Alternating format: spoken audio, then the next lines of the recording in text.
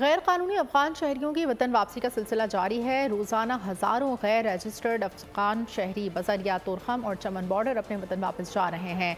KP और बलूचिस्तान के मुख्तलिफ अजला में गैर कानूनी गैर मुल्की अफराद के लिए ट्रांसिट कैंप्स कायम किए गए हैं, जिनमें रोज़मर्रा की तमाम सहूलियात मौजूद हैं।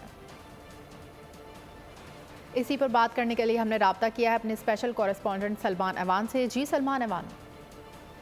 जी बिल्कुल, पाकिस्तान से गैर कानूनी जो तारकीन वतन है उनका इखलास जारी है और इस हवाले से तमाम तर जो बॉर्डर ट्रांजिट पॉइंट्स हैं वहाँ पर बेहतरीन सहूलियात फराहम की गई हैं। लेकिन इस हवाले से जो एक डिफरेंट चीज़ सामने आ रही है वो ये है कि पाकिस्तान से वापस जाने वाले अफगान शहरियों को उनके अपने वतन के अंदर काफ़ी मुश्किलात का सामना है और उनका कहना है कि तालिबान की इंतजामिया की जानिब से या तालिबान की हुकूमत की जानिब से उनके साथ अच्छा सलूक नहीं किया जा रहा। उसके मुकाबले में पाकिस्तान में जहाँ पर वो उनका एक मुहाजिरीन का स्टेटस था या गैर कानूनी स्टेटस था, इसके बावजूद पाकिस्तान की हुकूमत, पाकिस्तान की रियासत ने उनके साथ बेहतरीन या अच्छा सलूक किया। अगर कल के आदादोशुमार की बात करें तो 6 नवंबर को 9,816 गैर कानूनी अफगान बाशिंदे वापस रवाना हुए और अब तक ये मजमूई तौर पर तादाद जो है वो 1,98,554 तक पहुंच चुकी है। बहुत शुक्रिया सलमान अवान।